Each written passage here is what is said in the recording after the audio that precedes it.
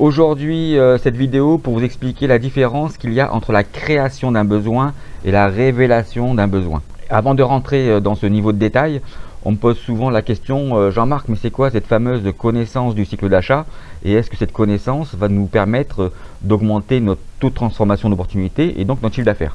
C'est qu'effectivement, cette fameuse connaissance du cycle d'achat, vous pouvez continuer à vendre sans connaître forcément cette connaissance du cycle d'achat. Donc voilà, donc c'est premier point important, c'est que cette connaissance du cycle d'achat ou cette méconnaissance du cycle d'achat ne vous empêche pas de ne pas vendre. Tout le mécanisme, toute la compréhension, toute la mise en place opérationnelle d'un point de vue commercial, managérial, repose sur l'humain. Et en fait, la performance n'est pas liée à la méthode, mais en fait elle est liée à l'application de cette méthode. Et en aucun cas, comme certains éditeurs ou cabinets de conseil, encore une fois, je peux vous dire avec certitude que grâce à ça, vous allez pouvoir doubler, tripler, quadrupler votre chiffre d'affaires. Le sujet, il n'est pas là. Le sujet, il est de savoir pourquoi et comment un client achète pour pouvoir mieux vendre. Donc en fait, moi, je ne suis pas là pour vous apprendre à vendre. Ça, c'est en fait les écoles de commerce, c'est les consultants traditionnels sur des méthodologies de vente. Moi, je suis là simplement pour vous aider à comprendre pour mieux vendre. Voilà. Et en fait, de pouvoir intégrer cette fameuse connaissance du cycle d'achat client à l'intérieur de votre technique de vente. C'est tout à fait complémentaire pour pouvoir en fait optimiser les mécanismes que vous utilisez au jour d'aujourd'hui. Donc en tous les cas, si vous ne souhaitez pas en fait changer, modifier et si vous êtes satisfait aujourd'hui des méthodes que vous utilisez, je vous conseille de ne pas écouter la suite et de passer donc à un post ou à une vidéo suivante pour ne pas comprendre la différence qu'il y a entre la création et la révélation d'un besoin client. Donc première chose à comprendre, c'est effectivement, c'est que à chaque fois que je fais des formations commerciales, à chaque fois qu'on évoque le cycle d'achat et les mécanismes de vente, les vendeurs, les managers, etc. me parlent toujours, oui mais bon Jean-Marc, il faut savoir créer un besoin. Alors, je pense que cette idée reçue est complètement dépassée. Pourquoi? Parce que, bon moi même d'un point de vue personnel, hein, moi je suis athée, mais peut-être que vous avez des convictions religieuses ou autres, même des convictions sur des méthodes de vente. Quand on parle de créateur, le créateur il n'y en a qu'un.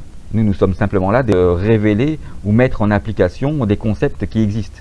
Donc première chose, donc la création d'un besoin client n'existe pas. Et maintenant il faut falloir appliquer d'autres méthodes pour être dans la révélation d'un besoin. En fait il faut bien comprendre tout le mécanisme commercial sur la technique de vente que vous allez pouvoir mettre en place si vous êtes dans une conception intellectuelle de chercher à trouver de la révélation et non pas la création. C'est complètement différent.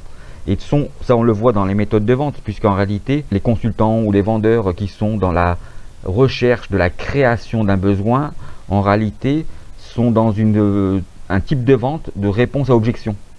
En fait, ils vendent à travers le traitement des objections. L'idée, c'est de pouvoir effectivement valider si une objection est réelle et fondée.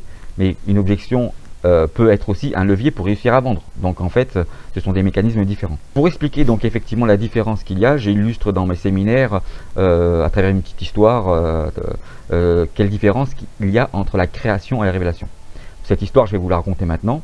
Donc imaginez que vous soyez propriétaire d'une voiture et que cette voiture, vous souhaitez la changer parce qu'elle est vieille, parce que c'est le moment de la changer, vous voulez faire une plus-value, etc. Et tous les jours, vous vous dites, eh bien, effectivement, il faut que je vende cette voiture pour en acheter une nouvelle. Et vous n'avez pas le temps, vous êtes pris pour votre travail, vous êtes débordé, etc.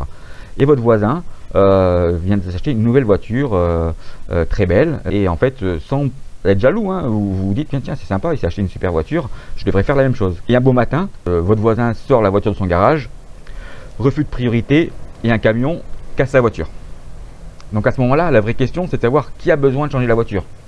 Vous ou votre voisin? Vous comprenez maintenant la différence qu'il y a entre la création et la révélation? Et en fait, souvent, les commerciaux me disent, mais je suis là pour créer un besoin. Et quand je les challenge sur explique-moi ce que c'est que la création d'un besoin, ils tombent en réalité sur une réflexion qui est liée aux produits et aux services qu'ils vendent. La réflexion sur la révélation d'un besoin, elle n'est pas là. Pourquoi? Parce qu'en fait, souvenez-vous, à l'époque, on disait pour vendre, il faut savoir écouter le client. Il faut savoir écouter le client. Et en fait, beaucoup de commerciaux pensent que écouter, c'est simplement se taire. Voilà, je suis en entretien, je me tais, j'écoute mon client et après j'argumente. Et vous pouvez aussi constater que souvent l'argumentation n'est pas en relation avec l'écoute qui a été faite. Pourquoi? Parce qu'en fait, on ne dit pas que pour écouter, c'est fait pour comprendre. Et comprendre, c'est fait pour quoi? Pour analyser. Et cette analyse, elle est là pour justement révéler.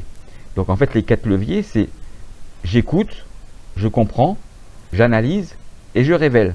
Voilà en réalité la différence qu'il y a dans cette conception et cette démarche commerciale de vente qui est faite sur la révélation des besoins et non pas sur la création des besoins. Oubliez cette notion de création des besoins, peut-être elle n'existe pas. En fait, le vrai job et le vrai travail du vendeur, c'est d'être un révélateur. J'espère que cette vidéo aura pu vous être utile. Je vous dis à très bientôt. Au revoir.